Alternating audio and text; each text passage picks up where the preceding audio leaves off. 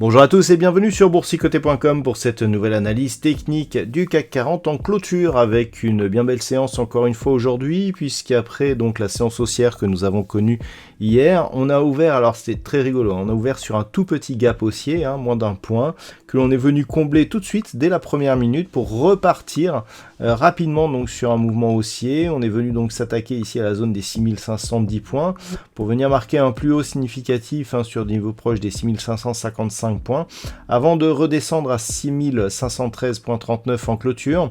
Le CAC 40 gagne ce soir 0,64% par rapport au niveau de clôture de la séance précédente. Donc il s'agit ici d'une poursuite. Hier je vous disais que le fait que l'on se soit appuyé ici sur cette zone des 6400 points était un bon signal. On avait un premier objectif donc sur cette zone des 6510 points. On vient clôturer sur un niveau très proche de celui-ci et donc on confirme la réorientation haussière donc de la dynamique très court terme.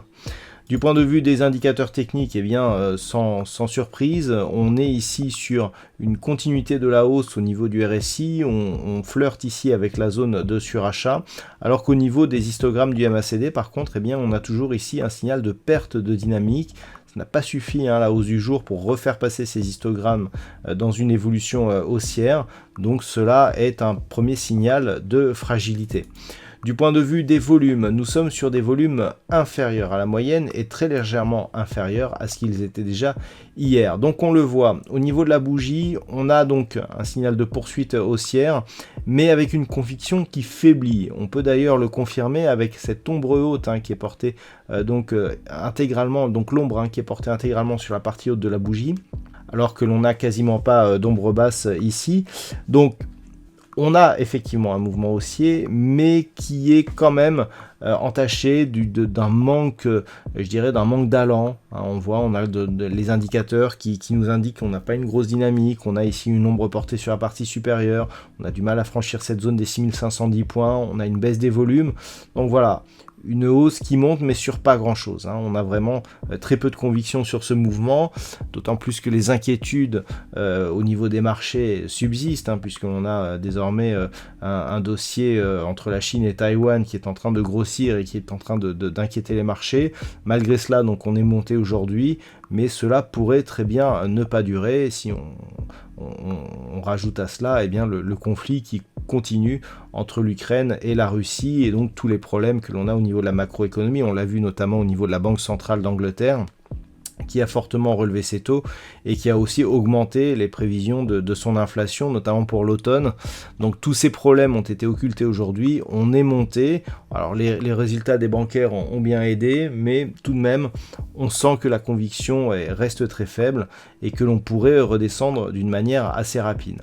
Au niveau du palmarès des valeurs aujourd'hui, donc nous avons quelques valeurs qui parviennent à prendre un petit peu de hausse. On peut parler notamment de Crédit Agricole, Hermès, BNP Paribas, Société Générale, donc les bancaires à l'honneur aujourd'hui, liés justement à des bons résultats que l'on a vus sur Crédit Agricole. Hermès donc tire aussi son épingle du jeu. On a d'ailleurs le secteur du luxe qui est plutôt dans la partie supérieure donc de ce palmarès. Du côté des plus fortes baisses, nous trouvons des valeurs comme Carrefour, Renault, AXA ou encore Eurofins Scientifique, plombé par des problèmes de pénurie qui vont persister donc dans le secteur des semi-conducteurs. Alors, d'un point de vue technique, configuration donc qui manque de conviction. D'un point de vue donc direct, on attendra demain une confirmation de la rupture de cette zone des 6510 points. Si cette zone est cassée et qu'elle agit comme support, malgré le manque de conviction que l'on a aujourd'hui, on sera sur un signal de poursuite du mouvement haussier. On viendra tester ici cette zone des 6600 points qui avait été le théâtre de ces deux points hauts significatifs et qui pourrait là aussi valider la poursuite du mouvement. Par contre, si les cours ne parviennent pas ici à franchir la zone des 6510 points, au moment où je vous parle, les futurs sont toujours sur ces niveaux, Le point à surveiller, c'est cette zone des 6400 points, zone majeure, zone où un gap ici a été ouvert mais fermé que partiellement. C'est vraiment le niveau qui pourra envoyer le plus fort signal ici d'affaiblissement, avec ensuite le retour éventuel sur la moyenne mobile 20 exponentielle. Mais tant que l'on est au-dessus des 6400 points, ça reste haussier, potentiellement fort. On attend peut-être un peu plus de conviction donc sur les prochaines hausses. Voilà donc ce que l'on peut dire sur cette configuration technique pour ce soir. D'un point de vue statistique, ça ne change pas. On a bien ici justement le reflet de la conviction qui manque sur ce mouvement, puisque malgré ici un poursuivi de mouvement haussier, eh bien les statistiques nous indiquent qu'on a une perspective plutôt neutre au vu de configurations similaires durant les 20 dernières années. Alors cela peut nous dire aussi que on peut avoir une consolidation qui se mettra en place donc en direction des 6400 points, mais que le timing n'est pas pour l'instant fiabilisé. Mais en tout cas, il n'y a pas de risque de retournement majeur. C'est toujours selon les statistiques, on ne prévoit pas tout avec les statistiques, mais globalement, on s'attend ici à une poursuite d'évolution entre 6400 et 6510 points au marché de nous faire mentir et donc de nous donner une poursuite du mouvement haussier.